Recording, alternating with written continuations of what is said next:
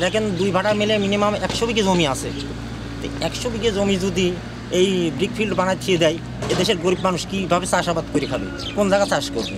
আর এই ভাটার কারণে মনে করেন হচ্ছে মাঠের ফসল পর্যন্ত নষ্ট হয়ে যাচ্ছে। তাহলে এই আপনার মাধ্যমে এর একটা জরুরি পদক্ষেপ নেন। এই ভাটার মালিকের নাম কি আপনার জানা আছে? মোহাম্মদ নাজিমুল্লাহ। এনার কয়টা ভাটা? এনার 2টা ভাটা, একই গ্রামে, ছোট্ট একটা গ্রামে একই জনার 2টা ভাটা। ভাটার নাম কি দিয়েছে জানেন? এই ভাটার নাম ইটে ইংলিশে নাম তো ওটা তো আমি বলতে পারি না। এসএসবি। হ্যাঁ, এসএসবি তো লেখা আছে ইটের উপরে। এসএসবি নাম দেওয়া আছে।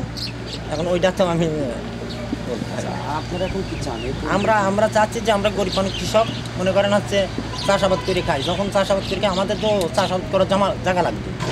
100 বিঘে জমি যদি একটা মালিক যদি মনে করেন আটকায় রাখে ভাটা বানায়, তাহলে আমার মতো গরিব মানুষ কয়জন হচ্ছে ওই 100 বিঘে জমি চাষ করে খাতে পারবে? এই 100 বিঘে যদি 1 বিঘা করে খাই, তাহলে 100 পরিবার হচ্ছে 1 বিঘা করে জমির চাষ করে খেতে পারবে। এর আপনার মাধ্যমে দেখেন এর কিছু করা যায় নাকি?